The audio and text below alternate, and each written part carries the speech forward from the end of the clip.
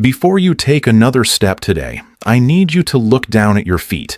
Not because something looks obviously wrong, because something might be happening right now that you cannot feel, cannot see clearly, and would never think to connect to one of the most serious diseases in America. Your feet, the ones you have been walking on your entire life, may be sending you warnings that most people miss completely until the damage is already done. And the terrifying part is that by the time most patients notice something is wrong, the process has been going on for years. I'm Dr. Christian O'Brien, board certified in metabolic and preventative medicine. I've spent over 15 years watching patients walk into my office with serious, largely preventable complications, and in nearly every case, the signs were there in their feet long before anyone thought to look. This video could genuinely change the course of your health. Here's the thing about type 2 diabetes and the years leading up to it. It doesn't announce itself. It doesn't send you a letter. It doesn't make you feel obviously sick right away. For years, sometimes a decade or more, it works quietly in the background, rewiring your blood vessels, degrading your nerves, and slowly compromising the very systems your body depends on to heal itself. And all the while, your feet are recording everything. I see a particular kind of patient in my practice more often than I'd like. They're somewhere in their 50s or 60s. They're managing their weight, mostly eating right, maybe carrying a little more around the middle than they used to. They're more tired than they were 10 years ago, but they figure that's just age. Their primary care doctor has mentioned that their blood sugar is a little high, or something to keep an eye on, but nothing to panic about yet. They leave that appointment feeling reassured. And then, eventually, something happens with their feet. Something that seems minor and annoying rather than alarming, and when I look at it in context, I realize we have a much bigger problem on our hands than a skin issue. That person is not rare. That person is sitting in waiting rooms all across this country every single day. Many of them, if they had just known what to look for earlier, could have avoided what came next entirely. Let me explain what's actually happening inside the body when blood sugar stays elevated over time, because once you understand the mechanism, these 9 warning signs will make complete sense. Think of your blood vessels like the pipes in your house. Clean water flows freely, the pressure stays normal, and everything works. Now imagine pumping something thick and sugary through those pipes every single day for years. The walls get damaged. The inner lining becomes rough and inflamed. The flow slows down. The pipes become stiff and narrow, losing the ability to expand and contract the way they're supposed to. That is essentially what chronic high blood sugar does to your circulatory system, and the feet are the very end of the line. They're the farthest from your heart, they receive the least blood flow even under normal circumstances, and they are the first place where the effects of poor circulation and nerve damage show up. Those nerves in your feet are also under sustained attack. The process is called peripheral neuropathy, which is a medical way of saying that the small nerve fibers in your extremities are being slowly damaged by prolonged exposure to high glucose. A 2019 study published in Diabetes Care, which followed over 4,000 patients across 8 years, found that nearly 50% of people with type 2 diabetes develop some form of peripheral neuropathy, and the majority did not recognize the early signs for what they were. That number should stop you cold. Here's what makes this so dangerous. The nerves in your feet do 2 critical jobs. They tell you when something hurts, and they regulate blood flow and moisture production in the skin. When those nerves start failing, you lose your body's built-in early warning system. You stop feeling the small cuts, the pressure sores, the blisters that would normally send you limping toward a first aid kit. And because circulation is also compromised, those small wounds don't heal the way they should. What starts as a minor scrape can escalate into something that threatens the limb. I have seen it happen. It never had to. The sign I'm going to share with you near the end of this video is the one that almost nobody connects to blood sugar, and it may be the most actionable warning on this entire list. Make sure you stay with me for that one. Now, let's go through all 9 of these warning signs. I'm going to start with the ones that are easiest to dismiss and work toward the ones that demand immediate attention. I want you to pay attention not just to the individual signs, but to the combinations, because when 2 or 3 of these show up together, the picture becomes much harder to ignore. The first sign is persistent tingling or a buzzing sensation in your feet. Not the pins and needles feeling you get after sitting on your foot for too long during a phone call. This is a tingling that doesn't have an obvious positional cause and keeps returning, especially in the evenings and at night when you're lying still. Some patients describe it as a mild electric current. Others say it's more like a low hum, like the feeling you get when you touch a speaker that's quietly playing music in another room. This is one of the earliest signs of nerve involvement, and the vast majority of people chalk it up to tired feet, bad circulation from sitting too long, or just getting older. Your nervous system is actually trying to signal that its own wiring is being disrupted. Don't dismiss it. The second sign is numbness in specific areas of the foot, particularly in the toes and the ball of the foot. When I ask patients to describe it, they often say it feels like they're walking on a slightly numb surface, as if there's a thin layer of foam or rubber between the sole of their foot and the ground. The sensation isn't completely gone, but it's muffled and unreliable. Researchers at Johns Hopkins found that patchy, asymmetric numbness in the feet is present in a significant portion of undiagnosed pre-diabetic patients and often precedes a formal diagnosis by 3 to 5 years. Think about that. 3 to 5 years, during which intervention could have changed everything. The third sign is visible color changes in your feet depending on whether they're elevated or hanging down. If you sit on the edge of your bed and let your feet dangle for a minute or two, then lift them up and hold them at heart level, watch what happens to the color. In a healthy person with good circulation, the color stays fairly consistent. In someone whose small vessels are beginning to fail, the feet take on a deep, dusky red or even purplish tone when hanging down, and may look pale or slightly washed out when elevated. This pattern is caused by blood pooling in vessels that have lost their ability to pump efficiently. Think of a garden hose with a kink in it. When water finally gets through, it floods rather than flows. A review published in the Journal of Vascular Medicine described this as dependent rubor, meaning redness that depends on gravity, and identified it as a recognized early indicator of small vessel disease tied to metabolic dysfunction. If you've never checked for this in your own feet, tonight is a good time to look. The fourth sign is chronic, unusually deep dryness and cracking of the heel skin, particularly cracking that keeps returning no matter how much lotion you apply. Not the ordinary dry skin that resolves with a good moisturizer and a pair of socks overnight. This is deep cracking, sometimes to the point of bleeding, that comes back again and again as if the skin simply cannot hold moisture. The autonomic nerves in your feet, the ones that signal the sweat and oil glands to stay active and keep the skin supple, are among the first to be disrupted by early diabetic nerve damage. When those signals stop arriving, the skin starts drying from the inside out. Deep heel fissures are something I treat as both a warning sign and a wound risk simultaneously. They deserve attention on both levels. The fifth sign is a gradual change in the shape of your foot, including any new prominence or bump forming on the top or midfoot area that wasn't there before. This one surprises patients almost every time I mention it, but when the intrinsic muscles of the foot, the small ones responsible for maintaining the arch and the proper positioning of the toes, lose their nerve signals and begin to weaken unevenly, the architecture of the foot can shift. Toes may begin to curl or claw, the arch may flatten more than expected. In more advanced cases, a process called Charcot foot can develop, where the bones of the foot begin to shift and fracture silently because the patient literally cannot feel the damage they're doing with normal walking. By the time Charcot foot is visible and obvious, the structural harm is already serious. Watching for early foot shape changes, any new bony prominence, or flattening of the arch that has appeared over a period of months is genuinely important. Before I continue, I want to say something directly. If you're recognizing any of these signs in yourself or in someone close to you, please bring them to your doctor soon. Everything I'm sharing is to help you go into that appointment with better questions and better awareness, not to replace the evaluation that only your own physician can provide. You deserve to walk in there informed.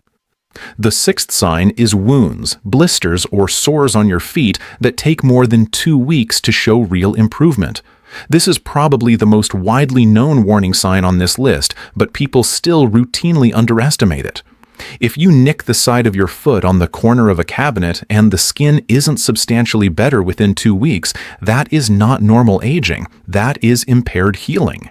A study from the University of Toronto involving over 1,200 patients across a range of blood sugar levels found that wound closure time was nearly doubled in patients whose fasting glucose exceeded 110 milligrams per deciliter compared to those in the normal range, even in patients who did not yet meet the clinical threshold for a formal diabetes diagnosis.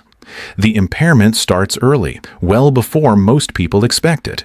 And the danger isn't just the inconvenience of a slow-healing blister. It's the risk that without adequate sensation to guard the wound and adequate circulation to heal it, a small break in the skin becomes an entry point for a serious infection. The seventh sign is loss of hair on the toes and lower legs. This sounds minor, and most people who notice it assume it's just a normal part of getting older. But it's worth understanding what's actually behind it. Hair follicles require a steady supply of oxygenated blood. When circulation begins to decline in the small vessels of the feet and lower legs, one of the first things to go is hair growth in those areas. If you compare your toes now to how they looked 10 years ago and notice that the hair is significantly thinner or entirely absent in places where it once grew, and especially if this is occurring alongside any of the other signs we've already discussed, that detail deserves to be mentioned to your doctor. It is a quiet but consistent marker of peripheral vascular insufficiency. The eighth sign is a persistent, unexplained temperature difference between your 2 feet, or feet that stay cold regardless of how warm the rest of your body feels. Healthy circulation does not just deliver oxygen and nutrients, it also regulates tissue temperature. When blood isn't flowing properly to 1 foot or one part of a foot, that area will feel cooler to the touch than surrounding tissue. Because peripheral neuropathy and vascular damage can be asymmetric, meaning the right side may be affected before the left or vice versa, some patients notice that 1 foot always feels warmer and one always feels cooler when they're sitting quietly. Others describe the sensation in both feet as wearing cold, damp socks even on a warm day. The Harvard School of Public Health published a summary on microvascular disease in diabetes that specifically identified foot temperature asymmetry as an underutilized clinical screening marker that general practitioners rarely ask about during routine visits. It is easy to check at home. Run your hand across the tops and soles of both feet and compare. Consistent asymmetry is worth reporting. Now I want to tell you about a patient of mine. His name is Gerald, and he was 58 years old when he first came to see me. Gerald was a retired electrician from just outside Cleveland. He came in not because of his feet, but because his energy had completely fallen apart. He was getting 8 hours of sleep and waking up feeling like he hadn't slept at all. He had gained approximately 22 pounds over the previous 3 years without changing his diet meaningfully. He was thirstier than usual, and he'd noticed that he was getting up once or twice during the night to use the bathroom, which was new for him. His fasting glucose came back at 118. His A1C was 6.1, solidly pre-diabetic. When I examined his feet, I found a quiet collection of the exact signs we've been discussing.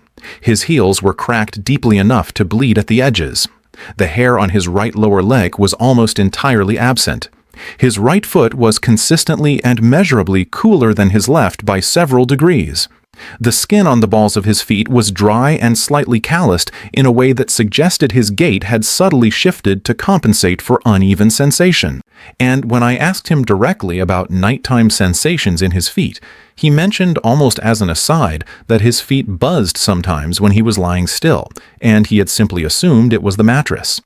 Gerald was not yet diabetic, but his body was absolutely headed in that direction and had been for some time.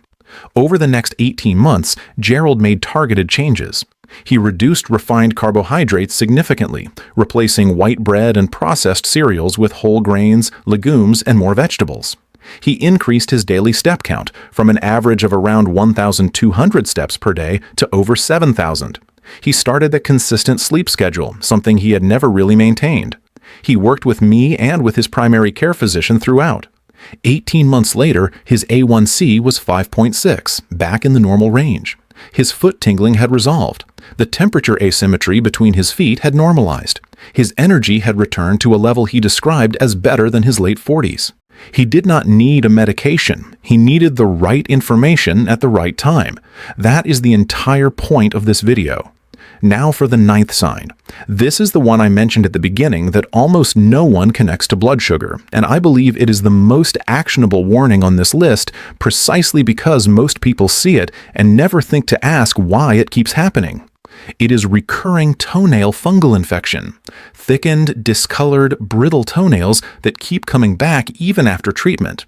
I know what you're thinking. You're thinking that sounds like a normal dermatology problem, the kind of thing you treat with over-the-counter antifungal drops and move on. And yes, sometimes it is just that. But here is what most people are never told. Fungal organisms thrive in warm, glucose-rich environments. When blood sugar is chronically elevated, your tissues, including the tissue around and under the toenails, become significantly more hospitable to fungal growth. Your own body essentially becomes a better place for fungi to live than it is supposed to be. A study published in the International Journal of Dermatology followed 2,300 participants and found that toenail fungal infections occurred 2 to 3 times more frequently in patients with impaired fasting glucose compared to those with normal blood sugar levels. More critically, patients whose infections kept returning despite appropriate treatment, recurrent rather than just single-episode infections, were significantly more likely to receive a new diagnosis of prediabetes or type 2 diabetes within the following 2 years. So if you have been battling a toenail fungal infection that treats and then comes back again, that is not simply a stubbornness of the fungus. That may be a metabolic signal, and it warrants a blood sugar check as part of the investigation, not instead of the dermatology treatment, in addition to it. If you've been getting value from this video, please hit subscribe before you leave. We put out content like this specifically for people who want to stay ahead of their health rather than react to it. It takes 2 seconds, and it genuinely helps us reach more people who need this information. Here is what I need you to walk away with today. Your feet are not just the bottom of your body. They are a biological dashboard, and they start showing signs of metabolic trouble earlier than almost any other part of your anatomy, often years before a blood test catches anything alarming. Persistent tingling or buzzing sensations, patchy numbness, especially in the toes and ball of the foot, color changes that depend on whether your feet are elevated or hanging, deep recurring dryness and heel cracking, gradual shifts in foot shape or new bony prominences, wounds that take far too long to heal, hair loss on the toes and lower legs, a persistent temperature difference between your 2 feet, and recurring toenail fungal infections that keep coming back even after treatment. These 9 signs, particularly when 2 or 3 of them appear together, deserve a direct conversation with your doctor that includes a fasting glucose test and an A1C measurement if you haven't had one recently. You don't have to be in a crisis to take this seriously. The entire point is that you act before the crisis. The window between prediabetes and full type 2 diabetes is a period of real, measurable opportunity. Gerald walked through that window because he had the information he needed when it still mattered. Thousands of people make that same turn every year when they get the right knowledge at the right time. What you eat, how much you move, how consistently you sleep, these are levers that are within your reach. The body you're living in is not a fixed fate. It is a responsive system, and it responds when you understand it and work with it rather than against it. If someone you love is over 50, if they have a family history of diabetes, if they've mentioned anything that sounds like what we talked about today, send them this video. Not as a nudge, as an act of care, because what you now know, they deserve to know too. In our next video, we're going to talk about something that most people never connect to their morning blood sugar readings. What happens to your glucose levels while you sleep, and why the quality of those hours may be doing more damage than anything you eat. That one will genuinely change how you think about your evenings. I'm Dr. Christian O'Brien, and I'll see you in the next one. Take care of yourself.